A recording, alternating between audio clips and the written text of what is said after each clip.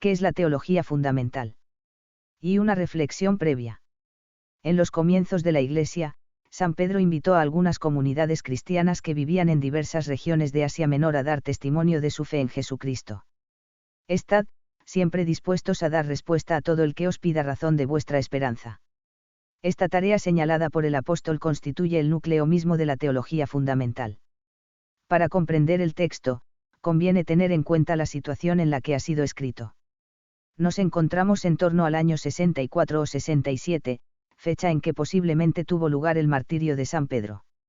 Buena parte de aquellos cristianos a los que escribió el gran apóstol, eran conversos del paganismo.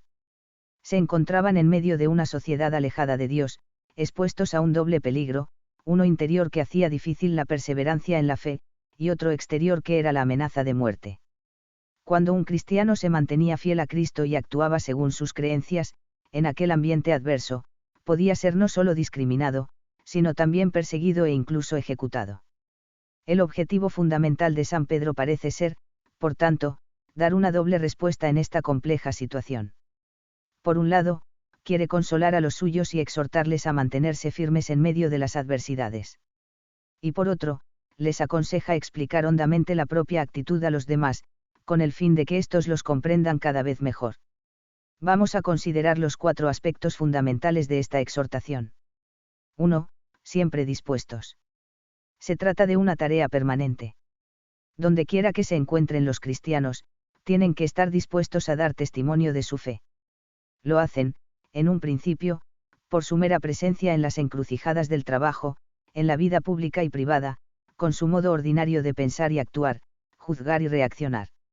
Si procuran ser coherentes con su fe y agradar en cada situación a su Padre Dios, convierten toda su existencia en un gran apostolado, en una llamada permanente a los demás a seguir, con ellos, los caminos del amor. En otras palabras, todo cristiano se encuentra involucrado en una gran aventura apostólica, y se le pide tener la audacia de colaborar en esta empresa, manifestando sus creencias con naturalidad a los demás. Así se reconocerá a los seguidores de Jesucristo en primer lugar por su modo de ser y de comportarse, y solo en un segundo momento por lo que dicen acerca de sus creencias. También la sabiduría popular afirma: búscate un maestro al que puedas apreciar más por lo que ves de él que por lo que oyes de él. 2. Dar respuesta, apalougia.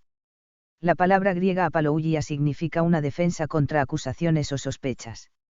En la literatura universal, por ejemplo, conocemos la famosa apología que escribió Platón con respecto a Sócrates, o también la apalougia pro vita sua, en la que John Henry Newman afirma la honradez de sus intenciones. En el siglo I, con vistas a las persecuciones que amenazan a los cristianos, San Pedro se refiere ciertamente a una defensa que pueda adquirir validez ante un tribunal. Instruye a los suyos sobre cómo han de reaccionar cuando se les insulte o injurie, no con agitación y afectos, sino con argumentos sólidos que expliquen la propia actitud y apelen a la razón de los adversarios. Aunque la fe cristiana no se puede demostrar, sí se puede mostrar que nuestras creencias no son absurdas, y que es más razonable creer que no creer. 3. A todo el que os pida. San Pedro describe el cristianismo como una religión de diálogo. Los cristianos están dispuestos a dialogar con todos, sin excluir a nadie. Cada uno, ciertamente, ha de realizar este diálogo primero en su propio interior. Él mismo es el primero que necesita razones para creer. Ha de esforzarse, por tanto, en alcanzar una armonía entre fe y razón, una cierta estabilidad intelectual y espiritual, que le permita dar respuesta a otro. En esta línea se ha dicho que la teología fundamental, que puede considerarse como el esfuerzo por responder a esta invitación bíblica, tiene un doble destinatario, el creyente y el otro. Hay que dar al primero las razones de su creencia, y al segundo, las razones, para poder al menos tomar en consideración el reto de la fe. Los otros pueden estar más o menos cercanos a nosotros. El Concilio Vaticano II, siguiendo al Papa Pablo VI, expone los diversos círculos de diálogo, que pueden agruparse todos alrededor de Cristo, luz de los pueblos. El movimiento comienza con los católicos que se dirigen, en primer lugar, a los otros cristianos, demonstratio católica, después, en distintos pasos, a los judíos, los musulmanes y los seguidores de otras religiones y creencias, demonstratio cristiana, y finalmente a los agnósticos y ateos, demonstratio religiosa. 4. La razón, logos, de vuestra esperanza. El término griego logos quiere decir palabra, discurso, y también fundamento, causa y razón. Los cristianos no solo son llamados a expresar su esperanza, sino el fundamento, la razón última de esta. San Pedro no les invita aquí a hacer un resumen de su fe, al modo de cómo lo realiza, por ejemplo, un catecismo. Se dirige más bien a aquel núcleo interior y profundo donde se encuentra el motor que impulsa a un cristiano a actuar y luchar, y le dispone a rechazar todos los bienes terrenos, incluso la vida, si le apartan de sus convicciones más profundas. ¿Cuál es la razón para realizar semejante locura? La razón es una persona, no un argumento. Es, sencillamente, Jesucristo mismo, que es el Logos divino, según el mensaje del Nuevo Testamento. La Biblia emplea muchas veces para la palabra, creer, el vocablo hebreo, aman, que ha llegado hasta hoy en la fórmula litúrgica, amén. El significado de, aman, es, estar seguro, ser estable. Creer es decir amén a Dios con todas las consecuencias. San Pedro amonesta a los destinatarios de su carta a dar testimonio de su fe ante todo en la vida diaria. Un cristiano auténtico no es, a primera vista, una persona, piadosa, sino una persona feliz. Si la situación lo exige, ha de ser capaz además, de expresar con palabras el porqué de su esperanza. La comprensión de este texto bíblico nos sitúa ante la persecución y el martirio que vivía la Iglesia. En este contexto aparece la teología fundamental, no busca la polémica o la condenación, sino la fuerza de la verdad, vivida coherentemente, que sabe abrirse a la evangelización. Queda claro que el apóstol se dirige a todos los que pertenecían a aquellas primeras comunidades en Asia Menor y no solo a unos pocos expertos en teología. 2. El origen de la teología fundamental. Si consideramos la exhortación de San Pedro, nos damos cuenta de que hay un doble origen de la teología fundamental. En cuanto que esta disciplina se refiere a unas actitudes o disposiciones básicas de los cristianos, que se adquieren con un cierto esfuerzo espiritual e intelectual, se habla del origen de su planteamiento. Y en cuanto que es una parte de la teología sistemática, se habla de su comienzo como ciencia. En otras palabras, aunque se trata de una asignatura teológica reciente, los fundamentos de su objeto y de su temática vienen siendo preparados desde muy atrás. Sus primeros precursores se encuentran ya en los tiempos de los apóstoles. 1. El origen del planteamiento. Desde el principio, los seguidores de Jesucristo tendían a demostrar a judíos y paganos, que la buena nueva contiene la verdad sobre Dios y el hombre. Apelaban a la racionalidad de los oyentes como camino para llegar a esta verdad, la defendían audazmente, cuando era necesario, y siempre confirmaron a sí mismos y a los otros creyentes que su fe estaba sólidamente fundada.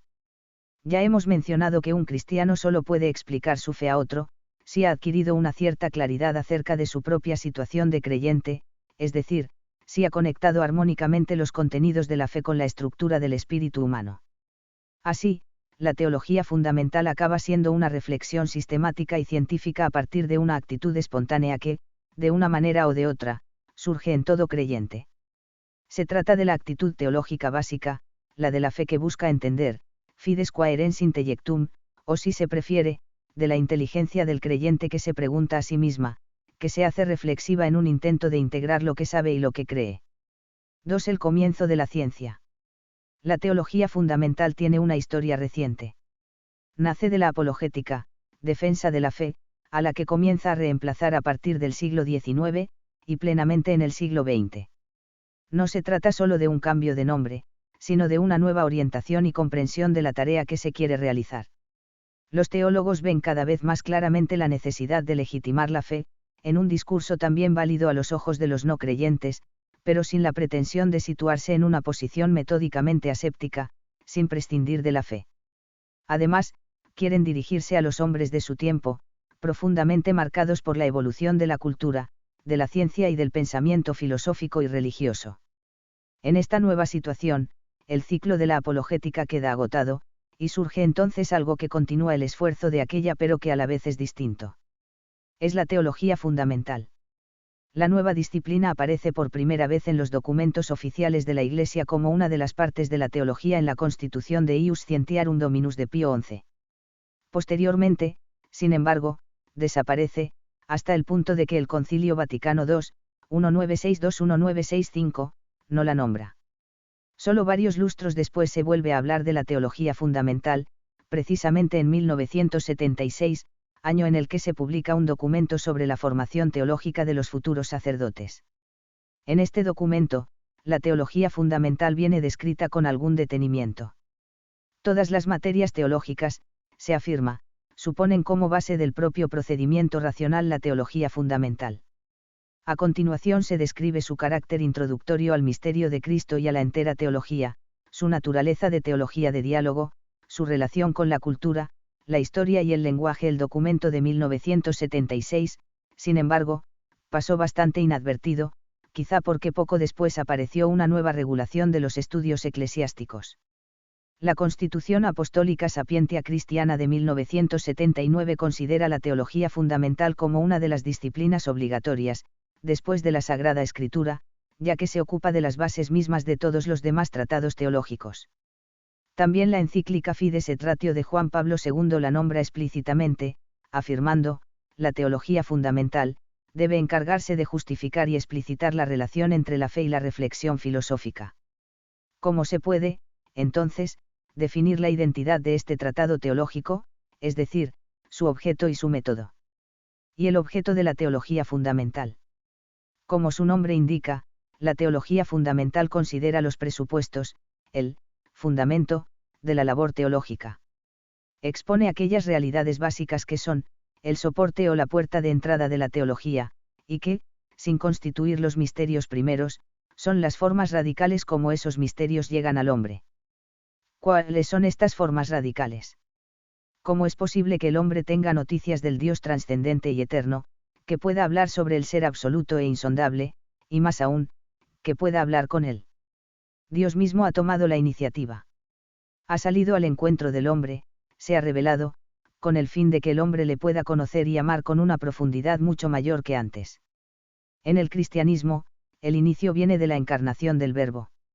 No es solo el hombre quien busca a Dios, es Dios quien viene en persona a hablar de sí al hombre y a enseñarle el camino por el que es posible alcanzarlo. El hombre, por su parte, ha aceptado la revelación divina por la fe. Si no hubiera tenido lugar el acontecimiento de la revelación, no sería posible la fe. Pero si no hubiera fe, si nadie acogiera la palabra de Dios, tampoco se podría hablar de revelación. Si no hay un interlocutor, no hay comunicación. En ambos casos, la teología cristiana carecería de fundamento. Se ve que el objeto de la teología fundamental es complejo. Es, revelación de Dios para el hombre. No es una realidad considerada puramente en sí misma, sino que está esencialmente constituida por la acción de Dios y la respuesta del hombre.